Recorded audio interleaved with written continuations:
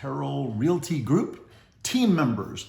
If you were on the call this morning with Shelly and Teresa and myself and the other team members, you had a chance to ask questions and participate in this conversation. But if you missed it, you're getting an opportunity now to catch up and get all the information. As you saw already, today was the kickoff to the 40 days challenge. So it might seem kind of crazy to think about creating a high performance sales goal in the middle of a pandemic. But what we're going to do is we're going to show you right now why it's not crazy. It's even realistic. And why this is so important, not just for your success right now, but anytime and forever going forward.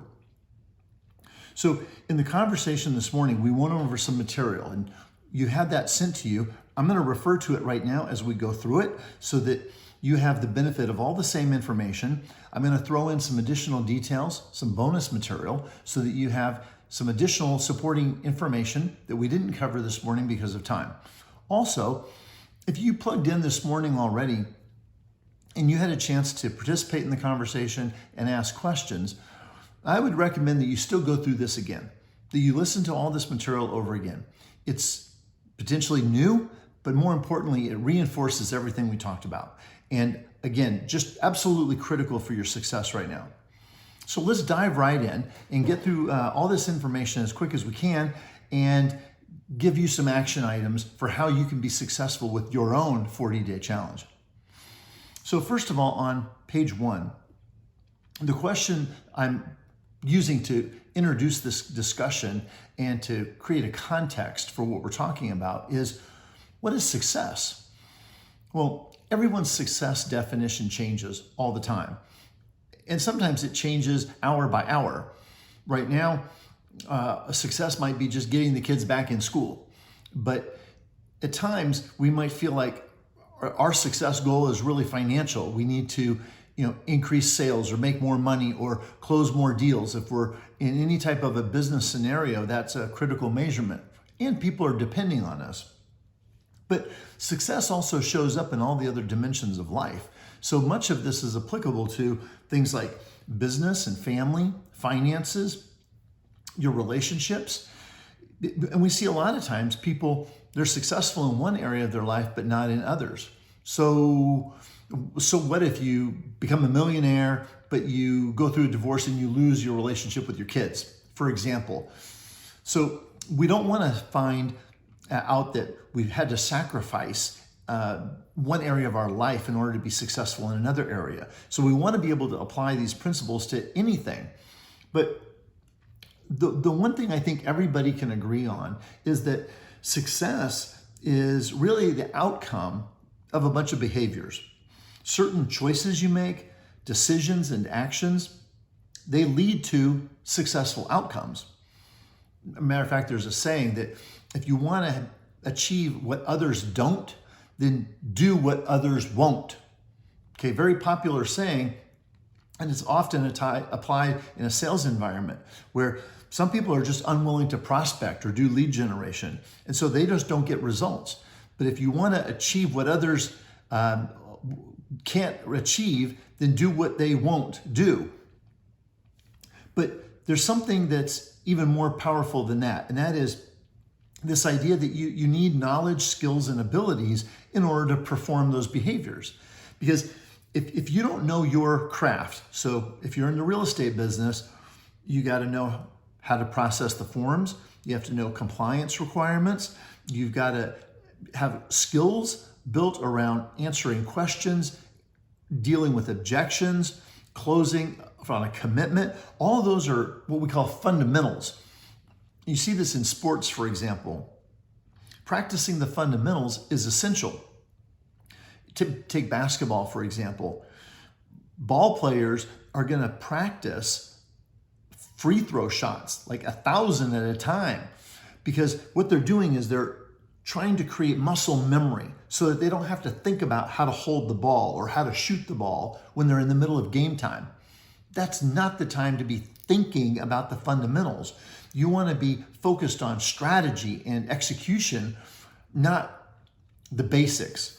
So in the same way, You're practiced, and you should be practicing on dealing with objections and handling issues and knowing how to respond to questions, so that regardless of what comes at you, you've got a way of dealing with it. I mean, imagine Bruce Lee. No matter, what kind of punch or kick somebody throws at him, he's going to have a move to be able to deflect it, absorb that energy, and respond. That's how you want to get. But I'm going to suggest that no matter what your skills, abilities, and knowledge are, or how much action you put into your goals, achieving your success goals, there's one thing that is the foundation to everything. It's the foundation on which all these other things are built. And if you get this one thing wrong, you're going to have problems with all of your success outcomes. So following on in the document, we're going to get right into the details now of how we're dealing with the circumstances we're in today. We have this pandemic, we have all kinds of problems associated with staying at home, people not responding to opportunities. And what we're seeing, what I see as I work with other businesses, is that there are two major choices that business owners and professionals have, and they're going down one path or the other. Either they're contracting, meaning they're hunkering down, they're saving cash, they're reducing expenses. If they have employees, they're furloughing or laying off people or reducing hours to cut labor costs. Their goal is to tighten up and wait it out. Wait till it's safe. Maybe they're following everything that's happening in the news, so the attention is diverted, right? All their attention now is watching what's going on, trying to project when it's going to open up, and they're listening to concerns of other people, and that's not helping them succeed to a higher level. There's another response, though, that we see, and a lot of people are showing up with a very different attitude. What they're doing is they're expanding. Their actions are very different. They're adding new products or services. They're figuring out how to expand their market. They're creating a twist on the products and services they already have to figure out how to serve the needs of people in a different way. In some cases, these are creating whole new profit centers, all new revenue opportunities. And they're actually increasing their marketing and advertising spend because they're trying to take advantage of something. So let me be clear. This isn't taking advantage of other people's calamity. It's figuring out how to take advantage of the situation to serve more people. And when you serve more people, just like Zig Ziglar said, the guy famous here in Dallas, if you help enough other people get what they want, you'll get everything you want.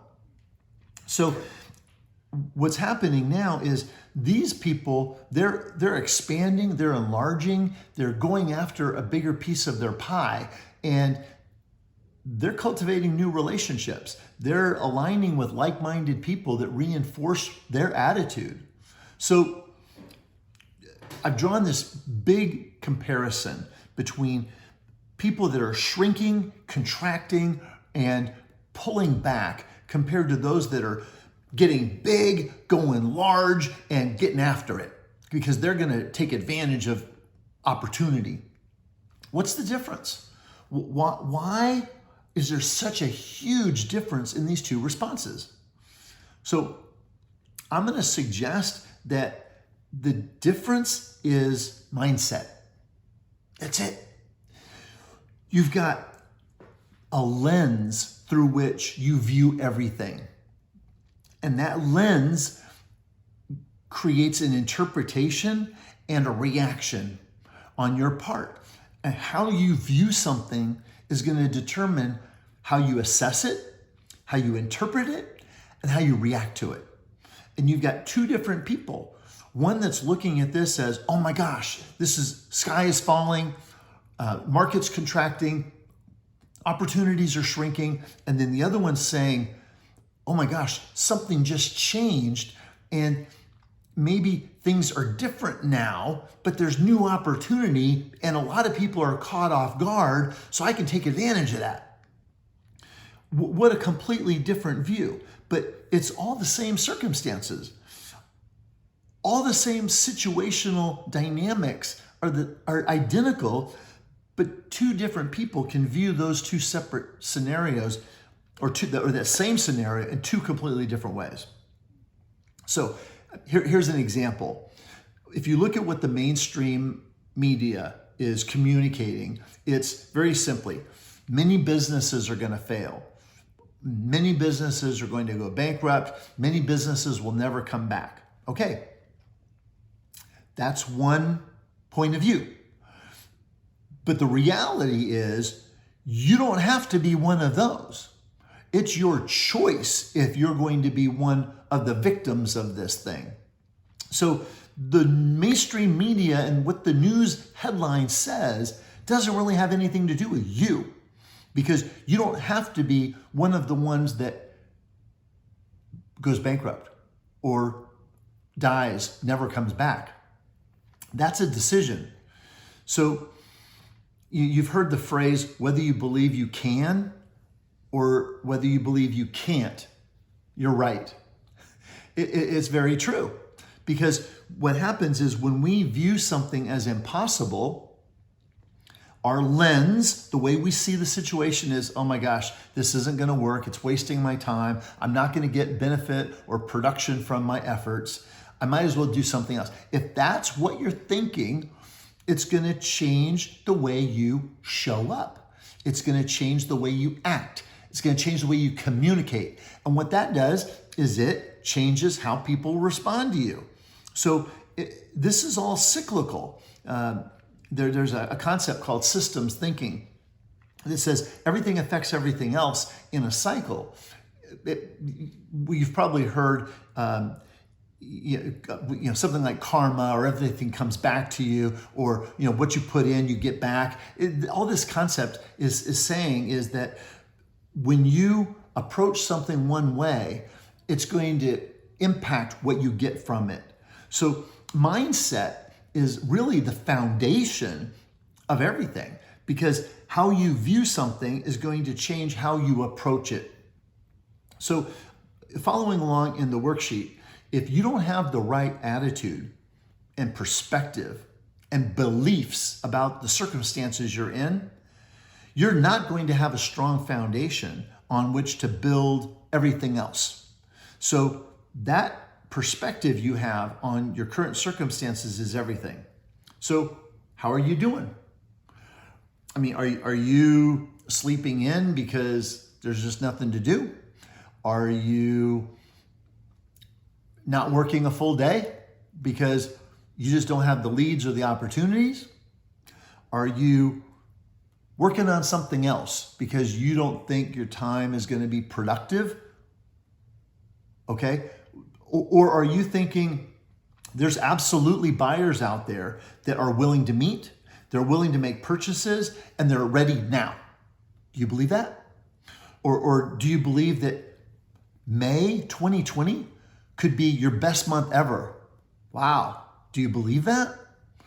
Do you believe that it's worthwhile for you to put out your best possible effort because it's possible to thrive in the current scenario, not just thrive? Well, if you don't believe those things, you need to listen to this more than once or twice, because there's a way of controlling how you see circumstances. Now, a lot of people, what happens is they wait until they feel good about it. Like they say, well, I'm just not in the mood, so I'll make my phone calls later. Or they'll say, I'm not really in the zone, so I'm probably not going to be effective.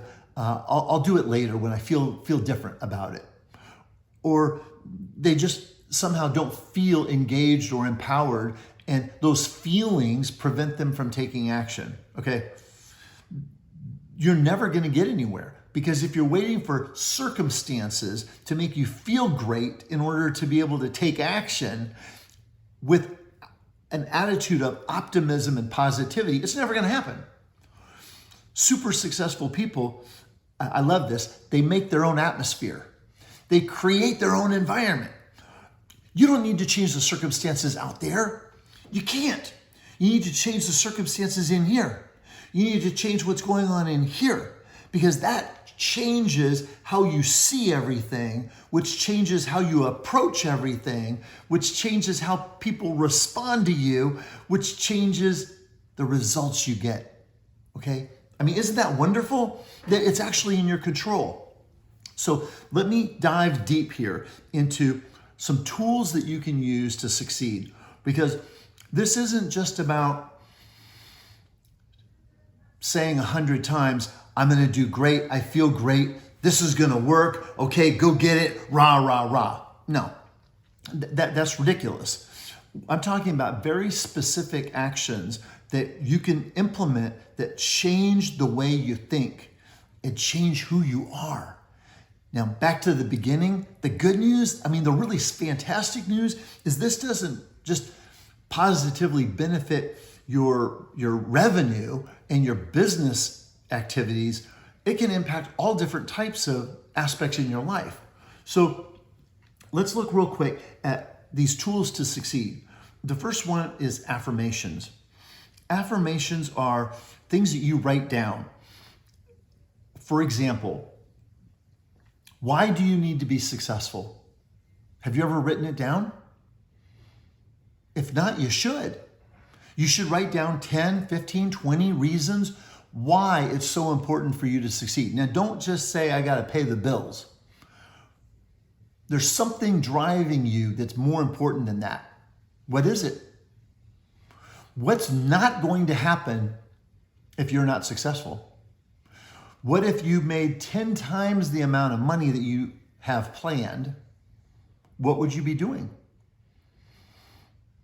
Are those things important to you? Write them down. Because when you look at them on paper, when you see your why, it motivates you. It reminds you that there's a reason for getting after it and going for it and getting up and getting moving. And they've got to be written. They've got to be meaningful. In other words, they need to evoke an emotional reaction. Let me give you one from my own personal life so you know what I'm talking about. Grant Cardone influenced me pretty significantly when I was listening to some of his material, and he said, if all you want to do is to make enough money to be super comfortable and financially independent, then you got to be the most selfish person in the world. Whoa. What does that mean? He explains that if you were really a generous person, you would have goals that were 10 times or 100 times more than just being comfortable or financially independent. Because what would drive you is the ability to positively influence and help other people. So if all you're doing is trying to become personally, conveniently comfortable, that's just utter selfishness. Why not have higher level goals so that you can do more for the people around you and the charities and the churches and the organizations that would need help? That's having an affirmation and a belief into something that's bigger than you. So for me, one of my goals is not just to put my kids through college and have a nice retirement and travel the world. I want to be able to take care of my parents so that they never have to be in a convalescent center or an old folks home as they get aging. Right now, they love living on their own. They're very independent, but one day that might change. And for me, a goal is I want to have enough liquidity and a guaranteed cash flow to be able to take care of them. What about you? Write them down. The next thing we're going to talk about is belief stack. A belief stack is a written, itemized list of all the things that you believe to be true about something. Now, there's two ways of doing this, and you have an exercise here that you can go over after we're finished. Exercise number one is write down all the beliefs you have that support the idea that it's not good right now, that there are poor sales opportunities in the market, and it's probably just a waste of time. So what are all the beliefs you have? Like, well, people aren't going to return my phone calls, or no one wants to spend money, or the houses and properties are no longer on the market because people are pulling them off the market because they know it's a bad market to sell in. Whatever's going through your head, that's a bunch of negative stuff, by the way, okay? Those are things that say they're going through your mind, and they're reinforcing your idea that it's not going to work, sales opportunities are low, okay? The second column is write down all the reasons why this is a great environment and perfect timing for great sales opportunities. Now you're going to have to think about that. What are all the reasons why now might be a good and perfect time? So let's say the volume of properties on the market right now is 50% normal, okay? That doesn't sound good, but what if 80% of the agents are hunkering down at home? Which means there's very little competition from an agent perspective for listing and selling and showing and closing homes. Could that be true? Absolutely true. Because the same mindset problems we struggle with, everybody else is struggling with too. So you have 80% of people that are pulling back, hunkering down, and contracting. Guess what? Those are all your competition. So that would be a great reason why now is perfect timing. How about interest rates? How about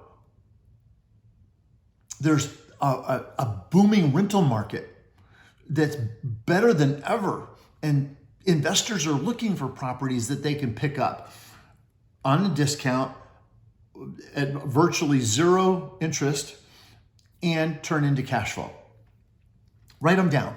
Write down whatever you can think of that reinforces the idea that now is the perfect time. This is called the belief stack, because you're either telling yourself a bunch of stuff that is convincing you of something bad, which is not serving you, and it's preventing you from taking positive action with the right attitude, or you have a bunch of things going through your mind that reinforce the positive. Now, I'm not going to say anything about law of attraction, or you're vibrating and bringing all this stuff to you. The bottom line is, it's so simple. When you believe it, it changes your perspective. You wake up in the morning, you're energetic, you get dressed, you get ready for conference calls, you get ready for Zoom calls, you get ready to prospect, you get ready to do a video, you get ready to do a live Facebook, or a WeChat video, or whatever it is you're doing to market to your audience. There's a community of people out there that need you, and if you don't show up, they're never able to find you, okay? So this is a belief stack. Now, when you identify something on column A that's really serious and it's killing your ability to see things positively, what you do is you take that item and you create a column B for that one item. For example, if on my column A, I have people aren't going to call me back now, you can't let that stay in your mind. You got to go over to column B and create a list of reasons why now's a perfect time for people to call you back. Okay? They're at home. They're accessible. Everybody's worried about their investments. Everyone's looking at alternative methods of making money. On and on and on. All these things, are those true? They're absolutely true. And when you create that list B, all of a sudden, you cannot accept the idea of people aren't going to call you back anymore, because you just created a belief stack that supports the opposite, that there's a lot of people out there that are looking for something and want somebody to talk to that's safe and trustworthy, okay? So that's how that works. This stuff is really powerful. It takes time, but when you put your fingers on what it is that's really going through your head, that's preventing you from taking positive action, and you turn it around and create a belief stack against it, you're unstoppable. Okay, another one is clothing. If you're wearing your pajamas all day, you're sending a signal to your brain that it's a Saturday, or it's lounge day, or it's a holiday, it's Christmas, whatever. That is not the right subconscious signal to send to your brain. When you get up, you get dressed, you fix your hair, you get ready to go, and you're ready for whatever life brings you. If somebody wants to give you a Zoom call or somebody wants to FaceTime you immediately, you're ready to go. What does that do to your confidence level? It's obvious. So don't underestimate this. Just getting prepared for success is a huge part of harvesting the opportunities. Exercise. The reason that's on here is because if you're not moving, if you're not getting your blood flowing, if you're not increasing your positive endorphins, those hormones that make you feel on top of the world, it's going to change your feeling about yourself. And in some cases, like if you're not exercising at all, then you start to play that negative set of phrases in your mind, and that's taking you down a bad path. So it's also stimulating brain activity. I mean, just go do any research. People that are physically active are orders of magnitude more mentally engaged and more positive, okay? Gratitude. This is an important one for me because it's so easy to think about all the stuff that's going wrong, all the things that are difficult, everything that needs attention, everything that you haven't done yet, okay? We can all make those lists. But every morning, the first thing I do when I wake up is I get on my knees and I spend time in prayer. And one of the things I do is I thank God for a bunch of things. Not one thing, but a bunch of things. I'll spend minutes, 5 minutes or more, just coming up with things that I'm thankful for. And I try to make them different every morning. Some of them repeat because I'm just so deeply grateful and appreciative. But what that does, you can go research the studies online. An attitude of gratitude creates a whole different mental energy and changes who you are. It improves your physiological health as well. So, whether you're doing meditation or, have some time in silence to center on, getting your mind right, all these things are in this category of getting your brain oriented the right way. So for me, that's very important. And I also read a devotion every day that helps take my mind off of me and puts my mind on other things, higher level things. Healthy choices. Can't say enough about this because if you're eating junk all the time, it's affecting you in so many different ways biologically.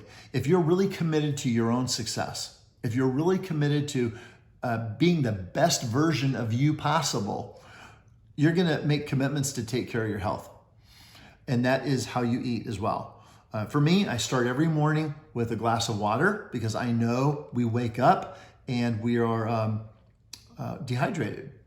So it's one of the first things our bodies need in the morning.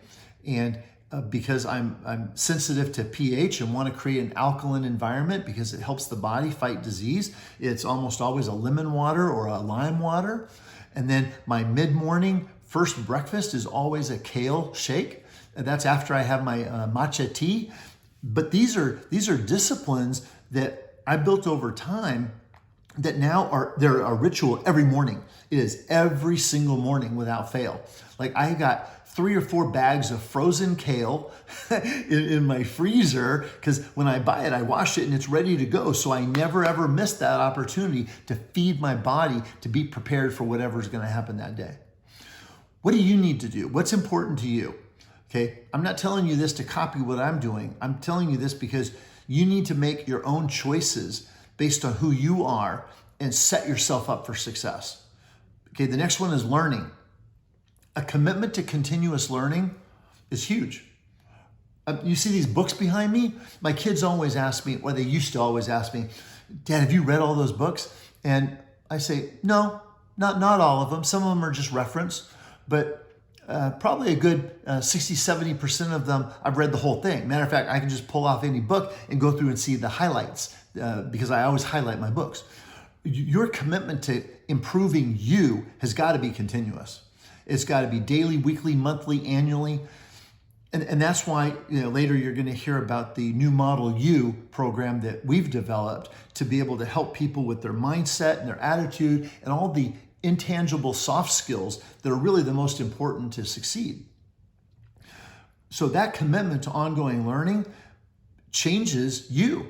Okay, it improves you on a regular basis. Your mind is growing, you're expanding, you're learning new things that you can apply, you're becoming more relatable to other people. I mean, I could go on and on. There's an infinite number of reasons why that's critical.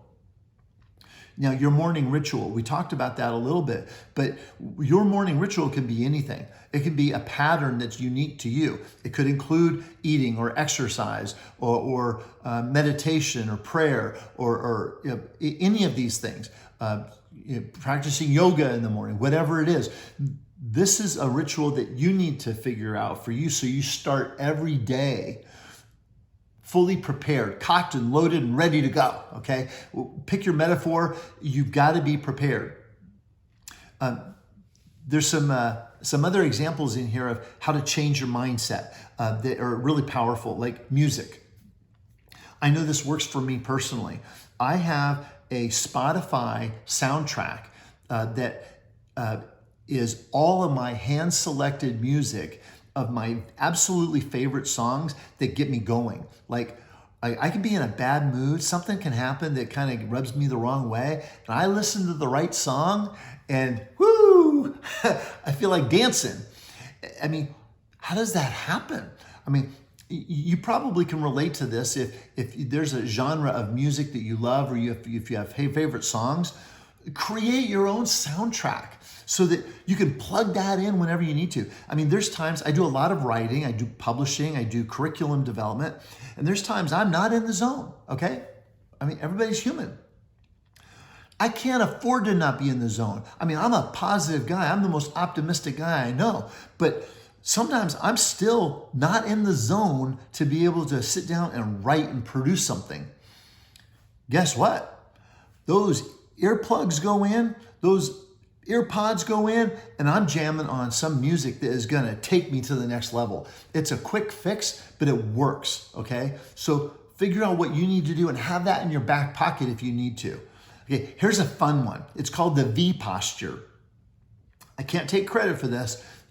There's a woman from Harvard by the name of Amy Cuddy, and there's a link in the document that we're gonna send as an updated version of this a handout that has a link to one of her TEDx presentations. And what she explains is that this right here, it's the universal symbol of victory.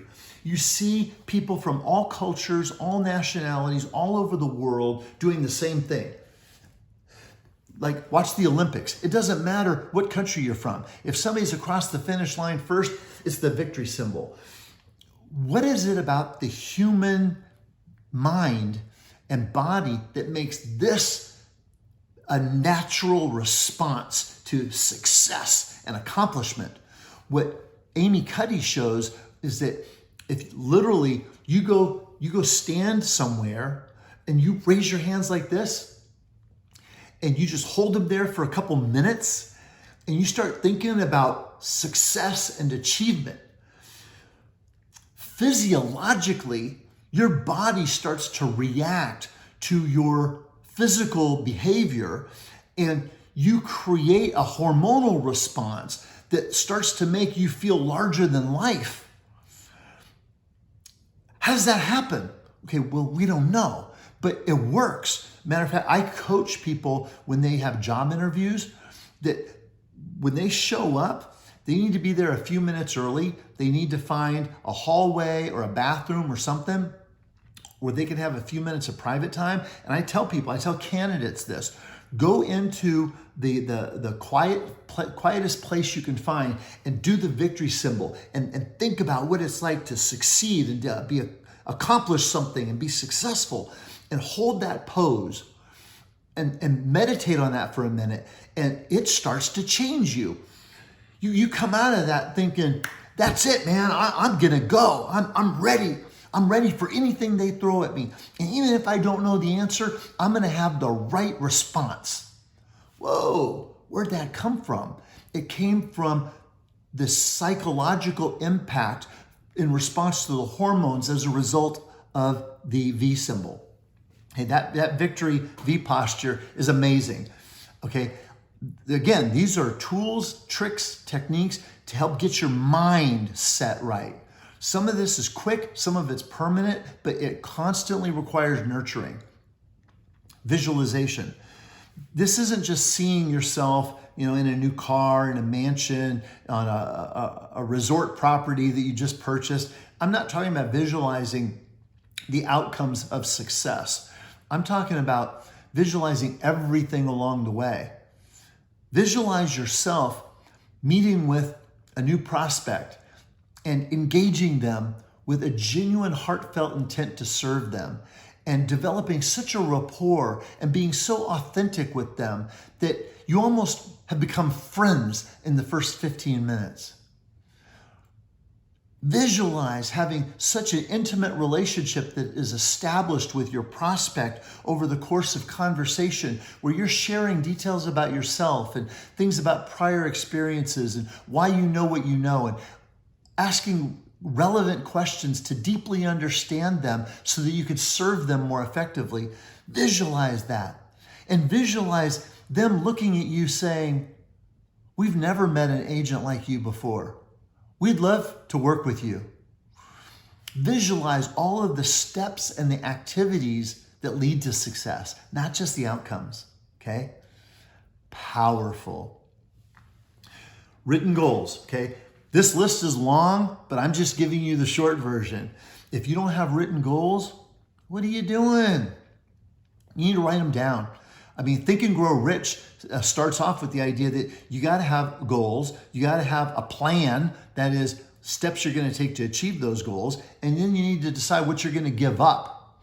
Because if you keep on doing what you've always done, you'll keep on getting what you've always got. So you've got to learn to give up something to have the space and the resources to do something different, to get something different in the end. But those goals are also milestones with that plan. So when you look at your goals and you have affirmations around why those goals are important, and they evoke an emotional response to you, you look at those and you go, I can't afford to not fail.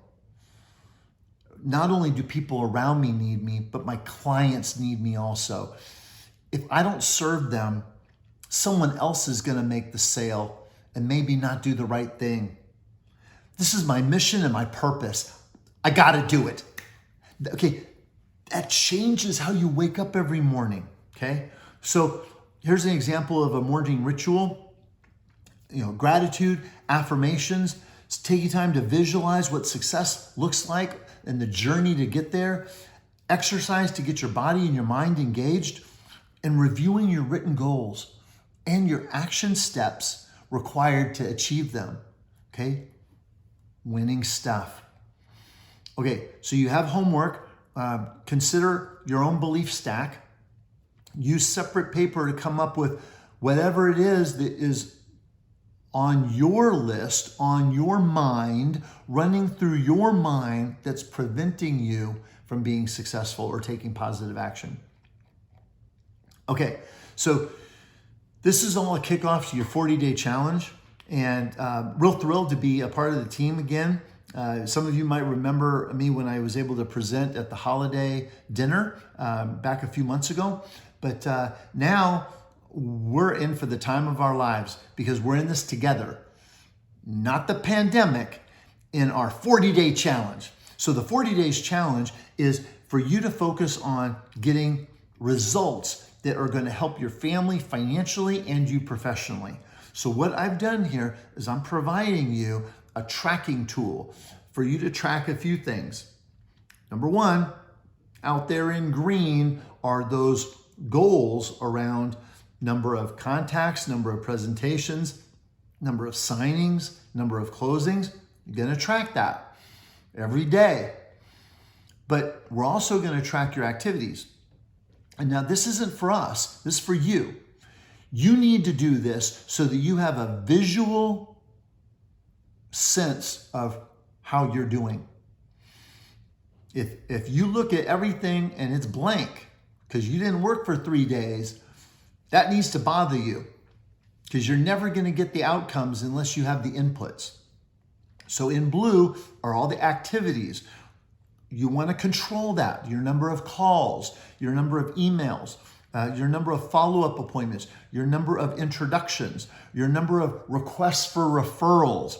I mean, you need to brainstorm and think about all the activities you can initiate on your own that will lead to opportunities for closes.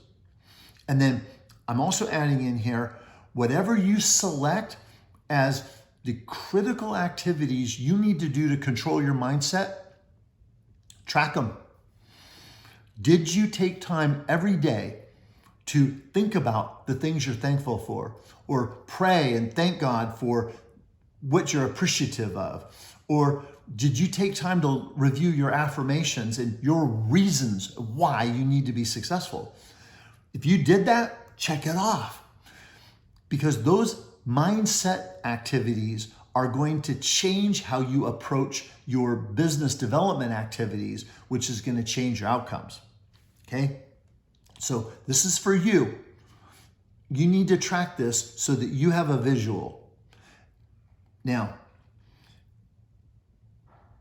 you might remember when we were talking back during the holiday season that there was a workshop we were going to do for the team, and that's still pending, but it was core selling fundamentals. There's some brief information here, but this is actually a multiple hour afternoon long workshop where we go through this amazing process around building rapport and establishing trust so that you have a unique relationship with your prospect in order to cultivate a deal. But it starts with what? The right attitude. Everything starts here, okay? I just want to connect those dots because having the right mindset to approach every day is also a parallel with having the right mindset to approach every conversation with every prospect, okay? We don't have time to go over that right now, but that's also critical. And then finally, the Road to a New Model You is a multi-week, 52-week long journey through a bunch of different things that are tools for success. So, for example, it took me a lifetime to go through all these books, and that's not all of them. You don't have enough time to read every book. If you just read every executive summary, it would still be overload because a lot of it's common material between different authors. So what we've done is we've taken a lifetime of success learning and compressed it into a series of trainings that help you become a completely different person in a short amount of time. And again, it impacts both your life professionally, personally, relationships, everything.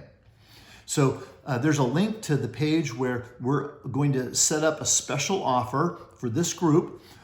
When we offer this to corporations, it's a $750 per person package. We introduced that original price point, but we're going to reduce that and we're going to create a monthly payment schedule so every single person can now take advantage of this. So watch for that. We'll be pushing out the updated webpage on this link so that you can refer to it and begin to move forward with your own commitment to continuous learning. Okay, this is the content that we presented. And of course, Teresa's not here right now to provide her comments, but we had a great time this morning, and what I tried to do is I tried to pack in some additional information based on what came up in conversation and what came up in the questions this morning. So you just got it all. And of course, this is a tip of an iceberg, as you can tell, related to this subject. So we're looking forward to seeing you in the next event, the next class, the next training, and in the meantime, see you on the scoreboard. That's it. I'm Mark Galvan. Appreciate you tuning in.